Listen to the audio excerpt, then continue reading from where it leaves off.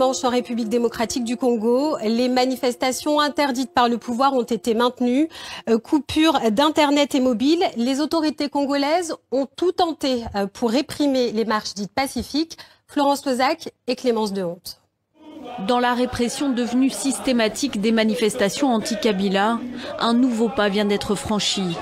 Les forces de sécurité ont fait irruption dans les églises en pleine messe avec des gaz lacrymogènes, alors que les catholiques avaient appelé à des marches pacifiques contre le maintien au pouvoir de Joseph Kabila. Plusieurs personnes sont tombées sous les balles de la police, qui aurait également interpellé une douzaine d'enfants de chœur dans une paroisse du centre-ville. Le pouvoir en place, c'est un pouvoir dictatorial.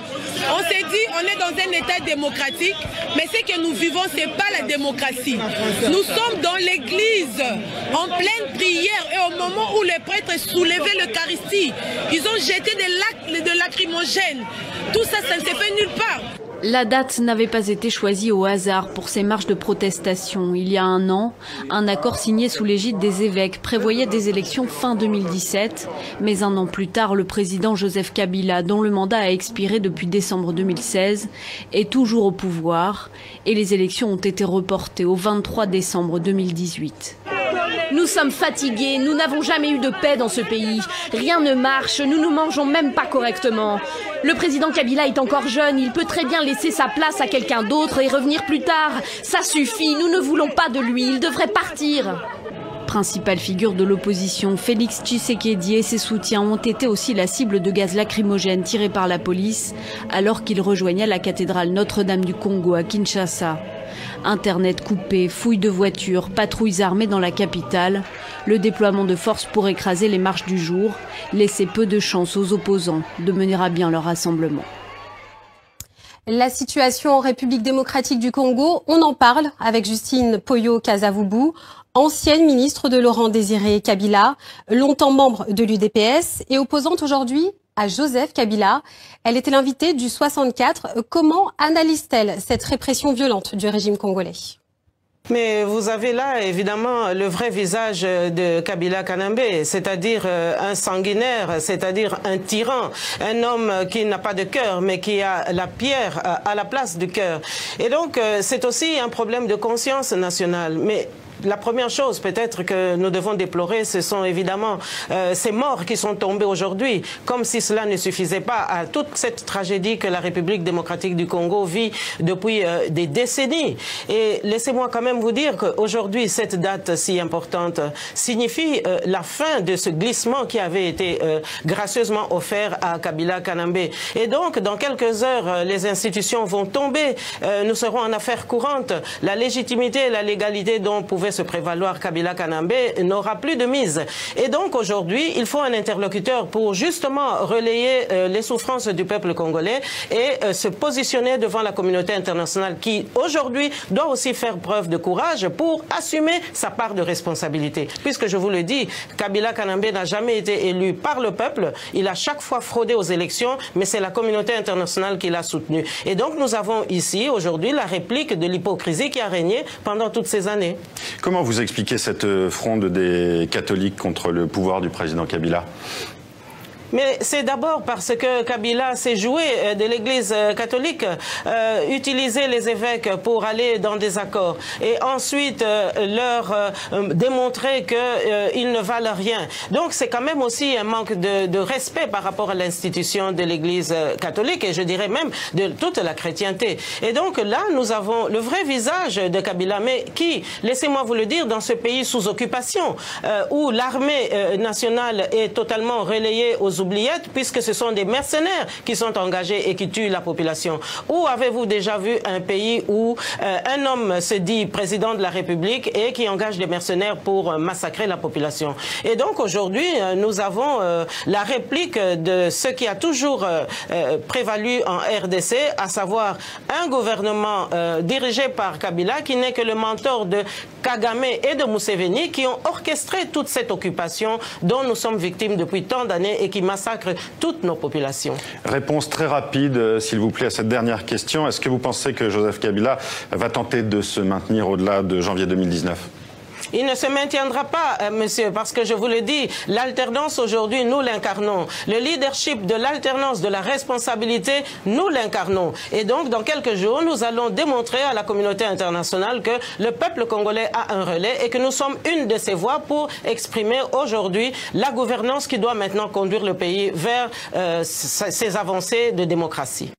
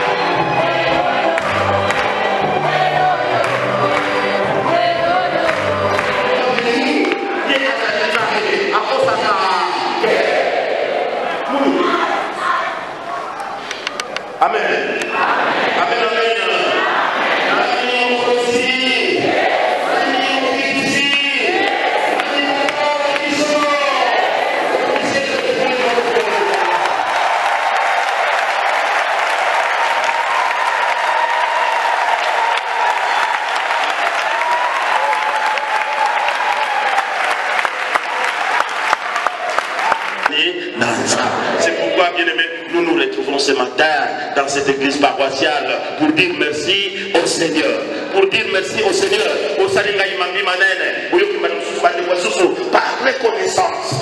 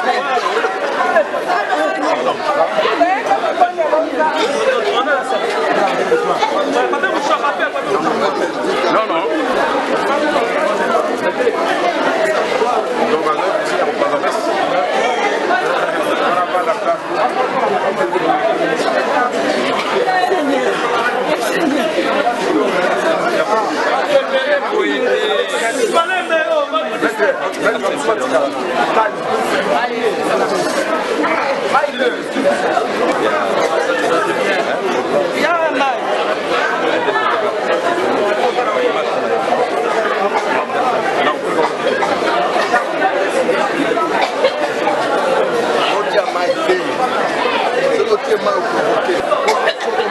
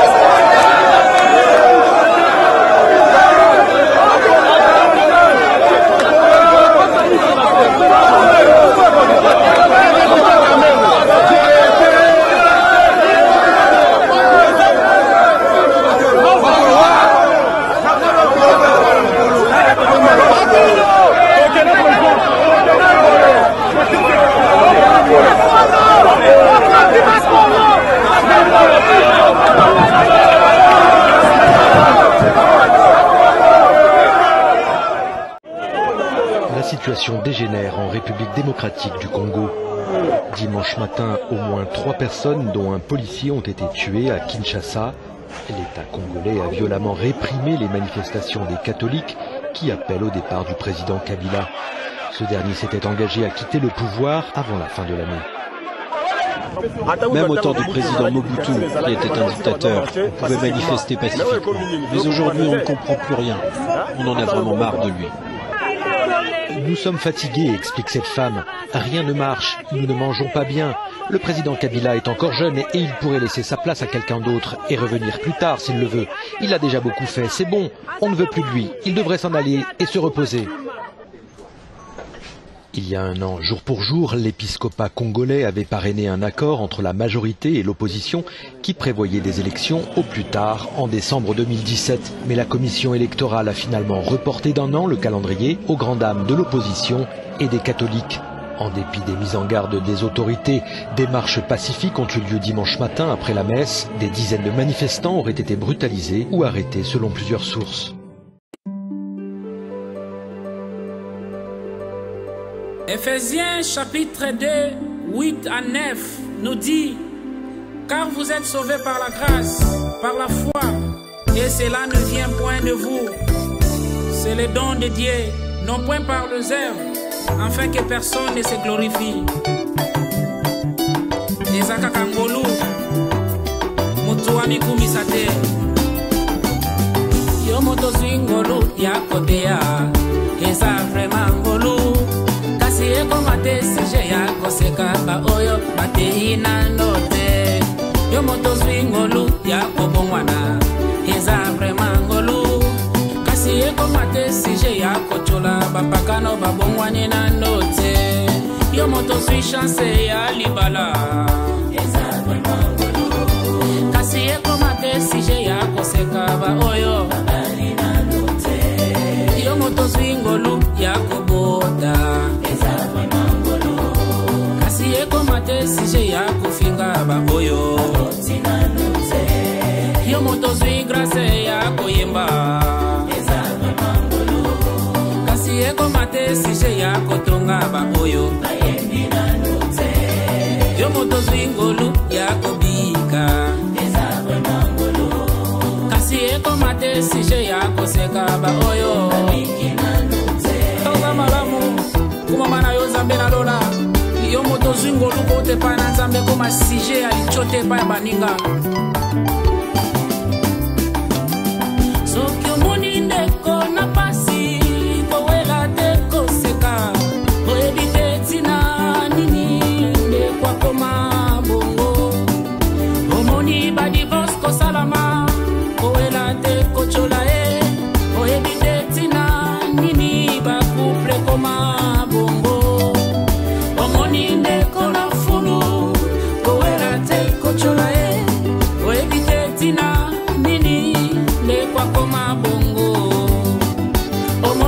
Fami koka bwana owela te koyolola ye oyebi te tina nini fami ekoma bongo.